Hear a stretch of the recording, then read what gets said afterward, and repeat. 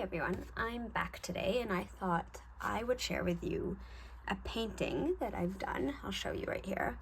Painting of pomegranates that I did over the last few days, and I thought that I might just try and paint it with you today and kind of show you the steps. As you might tell from this video and the last video, I'm in full-on fall mode, even though it's the end of the summer here, and I should still be in summer mode. But that's just the mood that I'm in. To make this painting, I used all colors from this palette, the Artecho watercolor paint set. That's actually the first paint set that I ever bought. It's pretty basic, it's pretty inexpensive, but honestly, the colors inside are pretty stellar, and there's a lot that you can do with them. So I think it just goes to show that you don't have to spend that much money if you're starting out. Let's get started. I think I'm going to do most of this painting with this this paintbrush here, the Faber Castell in A6.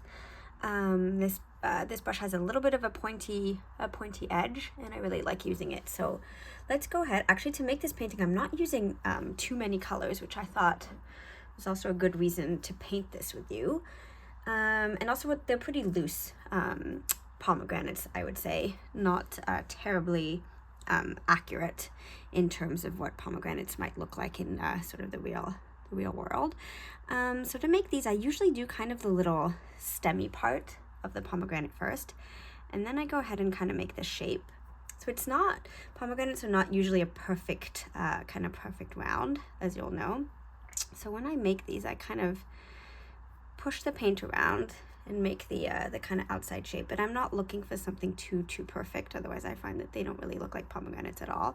And then I do a little kind of nubbin at the bottom here, and then I'm going to go in with a little bit more color and kind of dab it here and make sure that my center here doesn't that the edge right here doesn't dry, because otherwise you'll get that kind of strange watercolor line that you might not want. So I'm going to go ahead here and add just a little bit more color. And I think that's my first pomegranate done here. And then I'm going to go ahead and make a second one. And I think for my second one, I'm going to go ahead and make kind of an open kind of pomegranate shape. So kind of a wedge, if you will. So I think I'll do something kind of like that. And inside, I'll kind of show the arils, little pomegranate kind of arils, the seeds. So I'm going to go ahead and make kind of different shapes of seeds. There we go. And then I think what I'll do is, once this is dry, I'll go back in and I'll kind of fill in with an extra color, kind of backgroundy color on the inside to fill that kind of wedge. And I'll add a little bit, drop in a little bit extra red color in here. Okay, so now I think what I'll do is I'm gonna do maybe one lighter pomegranate sort of sitting here, like so. If it bleeds in a little bit with my other pomegranate, that's quite all right. Make that one kind of sit here. And also, if my voice sounds a little bit different, please excuse me. I'm having horrible summer allergies. I thought my allergies were usually a spring thing, but it turns out they're a summer thing this year. So my voice is a little crackly. So I apologize for that. There we go. So this is a bit of a lighter kind of pomegranate here, which might look like it's a little bit more in the distance because it is a little bit less bright. I think I might still drop in a little bit of color here, give it a little bit of depth. Here we go, and I'll just blend that in. So what I like about this painting is that I'm actually not using very many colors. I actually painted this while I was by the lake here in Canada at a cottage, and so I didn't have, you know, that many supplies with me, but I was able to paint this with not using too many kind of bits and pieces, but just this beautiful red color that with more or less water I can kind of make more or less dark. Okay. Now for this next pomegranate, I think I'm going to go ahead and, let's see, start it maybe right here. Can you see that? Yes, you can. And I'm gonna do kind of an upside down pomegranate, I think. And what I'll do for this one is I'll make it so that you can like imagine a pomegranate that's just been completely cut in half with a really sharp knife. Although in real kitchen terms, if you're a cook, you'll know this. You never want to really cut a pomegranate that way because my goodness, does it ever get messy and get stains everywhere. You want to do it in water. At least that's how I go ahead and get the beautiful arils out of a pomegranate. But nonetheless, they look beautiful when they're cut in half. So that's what I'm doing here. So I'm basically creating a little bit of an outer edge with a bit of a darker line of my red. And then inside here, I'm still going to put some color. And then when that's dry, I'm going to add in some tiny little kind of circles to create the seeds of my pomegranate. It looks pretty good here. So I might just, so see what I'm doing is I'm putting a little bit of water on my brush, and that's making it easy to kind of pull some color out. So I'm just kind of pushing down to get some of the color out so that the inside of my pomegranate here is light enough for me to really see the seeds that I'll be adding in later, because I'm finding it a little bit too dark. There we go. And then I'm going to use, oh my goodness, I put a little bit of, okay, that's okay. A few speckles here and there, that's fine. Okay, and then at the top here, I'll make the little top of my pomegranate like this. If this is difficult for you to imagine this the other way around when you're painting, of course, just go ahead and turn your painting around. But for the purposes of this video, I'm going to leave it as so that nothing moves. Okay, so now let's see. I might do another pomegranate here, maybe on this side. So when you're thinking about composition, you know, you can definitely just go with the flow. But if you're having trouble doing that and you're not sure where to place things, just try to make sure that nothing is placed kind of in the same direction, because that will make everything look kind of sterile. And then the other tip that I have is, you know, get up, go get a cup of coffee, cup of tea, big glass of water, lemonade, whatever it is, and come back with a fresh pair of eyes, and then take a look at your composition and see what you think. And usually if you weren't really sure where to place things, when you kind of come back to it, you'll have a good idea of maybe where there's a little bit too much blank space, or where something is missing and where you could add a little more. I'm just going to go back in. This is this color here that I'm using, this kind of nice kind of crimson deep red. And I'll put all the information in the description box if you're interested in getting this palette. I actually really recommend it. Might not be, you know, as high quality as buying individual kind of hues, but I find that it has all the colors that you need, and it's lasted me a really long time. I've had the palette for actually a very, very long time, and I find that the colors are really nice, and as I said, it's super inexpensive. So I really think that if you're starting out, you shouldn't be spending too much money on supplies until you're sure that you like this type of art, watercolor that is, and that you kind of get a chance to test out things and make sure it's for you. Because the fact is, and that's something that I've learned with art, is that what works for one person might not work for another. So you do really have to be kind of your own best friend and try things out for yourself. Okay, so I think this one looks pretty good here. Happy with that. And you see I'm leaving a little bit of white space, a little bit of kind of breathing room in a lot of these pomegranates, just so that kind of gets the feeling of letting a little bit of light in. And I find that that makes a really big difference to kind of give depth to the fruit. Okay, so I'm going to add another pomegranate right here, and then I'm going to go in and add some flowers all around and some leaves as well. And you'll see the leaves have a really nice kind of blue color. Definitely not really accurate to kind of real world leaves perhaps, but I think it really makes the painting really punchy. And also what I like about it is that it gives it kind of the warmth of fall colors, which is something I was kind of after. Okay, so here we go. What do we think? I think I'm gonna add in one last pomegranate, maybe on the side here. feel like it's lacking a bit. And maybe I'm just gonna go in a little bit more. I feel like this is, there we go. I think that looks better. And I think I'll do a second one here, right on the side here of this little guy. Yeah, I think that looks nice. Add some of these in. And tell me in the comments below, I'm curious. I know a lot of people love summer, so maybe it's just me, but I find that in the cooler months, I'm actually much more prone to wanting to, or at least have more time to maybe be inside and paint. And I just find that the cozy seasons are where I'm most creative, so I'm kind of looking forward to that. Okay, so I think I'm happy with that for now. I'm gonna move in and do some leaves, so I'm just gonna clean my brush here, and I'll show you from the palette. I am using this color here, this kind of really nice, kind of deep blue that I actually haven't used, this one here, yeah, that I actually haven't used all that often, but I tried it out for this painting and I really liked it, so I thought I would show you. Okay, so I'm gonna go ahead and make a nice big leaf here. Isn't it a nice color? Like even just adding that one stroke, I find that it really makes the red from the pomegranate super punchy now. And it's just kind of different maybe from at least from the blues that I'm used to using in my paintings. And I really liked the contrast of those two colors. So anyway, so here we go. And then I'll do a very thin little stem here.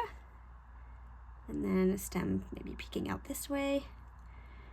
And another leaf. There we go.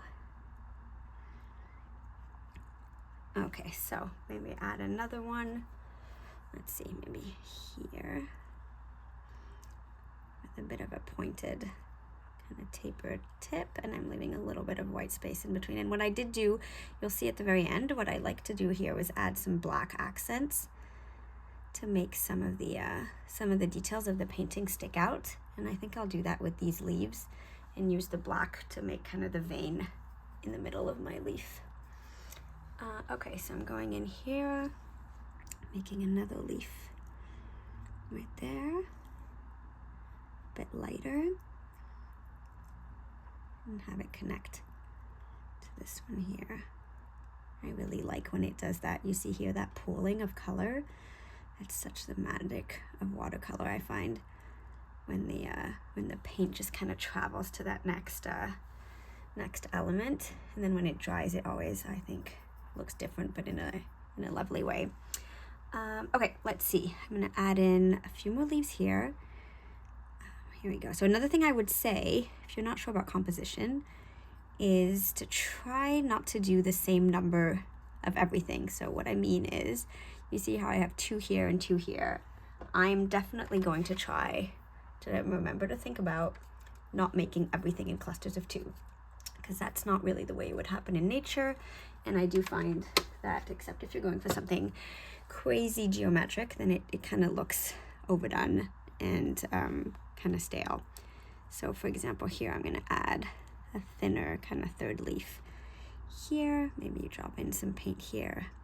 And let's see, where would my stem go? Sometimes that's tricky. Let's see, I think my stem would probably go like this, and maybe connect here and go like this. There we go. And then I'll travel a little bit of paint. So once you've painted, for example, the stem, and you add a little bit of color, see how it travels onto the stem? Kind of magic. Okay, so let's see. I'm gonna probably do one more here, maybe a little loner on this side here, and then I'm gonna go in and add some flowers there.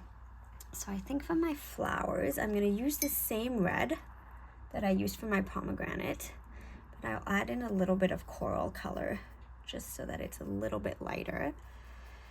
And I'm gonna go ahead and make little kind of flower shapes, little petals. So let's see, I'll do one kind of petal-y shape here. So maybe 4 little petals here. There we go.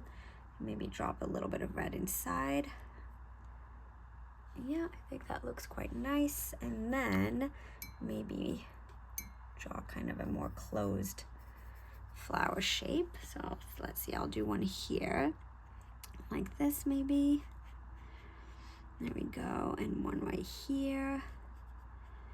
Okay, and then maybe drop a little bit of my red here in the center. There you go. I think I'm gonna need a little bit more red, so bear with me. Let's see, let's dip my paintbrush in. Are you seeing that? Sometimes I do get a little bit lost in what I'm doing. I want to make sure that you're seeing that on camera. Okay, so here we go. A little bit more red. Okay. Put a little bit in here. And then let's see, where do I think I need some more flowers? Let's see, I think I'm gonna do one more, at least here. A little bit of a darker one. Some petals here, and maybe one right here, kind of peeking through, will be there. And then maybe one kind of darker one going this way, right here. Okay, that looks good. I'm gonna go in and add in my stem. So I'm gonna dip back into some blue here. There we go. Let's see. Okay. There we go. Blue stem here. Maybe a blue stem here, connecting these three flowers together. What do we think? And then the same here. Connecting this one. Do I have them all? No, I need this one here. There we go, travel the blue here. I think that's a little bit too much blue that got into that flower. So what I'm gonna do is just dab, dab, dab. So take a little piece of paper towel and just kind of dab inside my flower to get some of the blue out. So you wanna do this while the blue is still wet, otherwise it's super difficult to do that. But there we go. What do I think? I think I'm missing a couple blue leaves. So I'm gonna go back in with some blue here. Maybe add one here, maybe a smaller one right here. That's always something I try to do as well. It's probably pretty obvious, but to try not to add too much at first, because then you can kind of assess and go back in and add in more. But of course, if you've put in too much right at the beginning, then you can't really go back in and take it out. So that's always a good tip too, to kind of take it a bit slow. Okay, I think that looks pretty good. I'm just gonna add, I feel like this needs a little bit more blue here. There we go. There we go. Maybe drop a little bit of color in here. I think that looks pretty nice. Okay, so now I am going to leave you right here and make sure that this dries, and then we'll come back in and add in our details. So I'll see you in a second. I'm back now. I've moved to a smaller paintbrush, a number 4 Van Gogh Royal Talens paintbrush, if you can see that. And I'm going to do some detail work now. And this might also be a good time to remind you that if you like this video and any other videos that I might have created, to please hit the subscribe button so that I know that you're here, present, and looking for more painting content. Okay, so I'm going to go in and kind of do the background on these pomegranate wedges here. So I'm putting just a little bit of color and then kind of traveling it over top here. And some of it might bleed a little bit, and that's totally okay. I kind of fill it like this. There we go. And then do the same here. And then if I find that some of these need a little bit of refining after, once this is dried again, I can definitely go back in and add a little bit of detail. Okay, so now I'm going to move to adding some black detail. So I'm just using this black right here, like this, like so. Just dipping it into the color. I don't actually even really need to put too much on my palette. I'm not going to need very much. You could also do this with pen, by the way, if you wanted to, and I've done it in other paintings with a pen before, but I felt like doing it with paint today. So I think what I'll do is I'll start with these kind of tips here and refine them a little bit with my paintbrush. Kind of go over it like that, like a little bit of extra details, and I'm not thinking too much about it. I'm just kind of going over the lines that I've made just to create a little bit of added detail. And I think that it looks quite nice. Do the same thing here.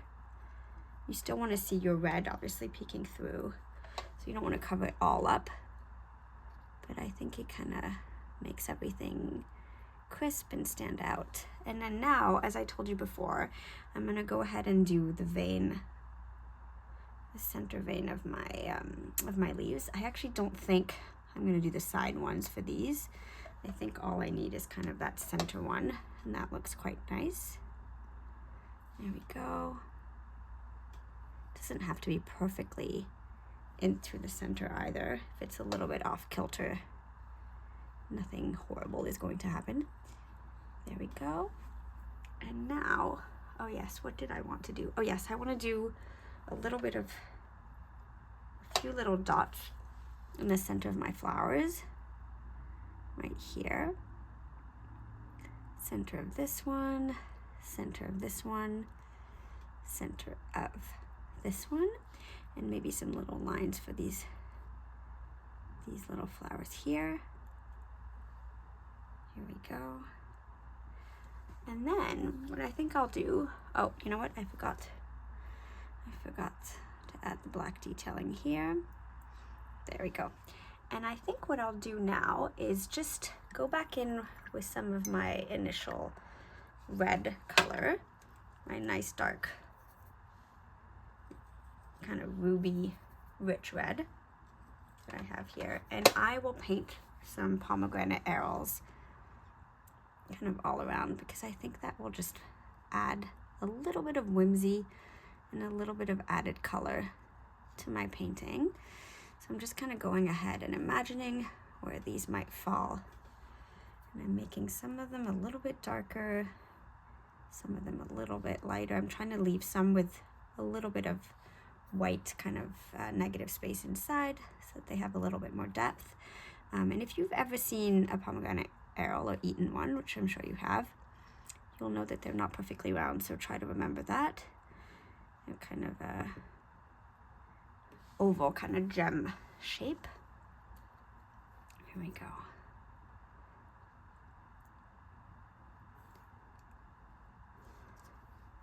Okay, I think we're getting there. What do we think? I think that looks pretty good, so I think I'm going to stop right there. And that's it for our pomegranate fall flavored painting.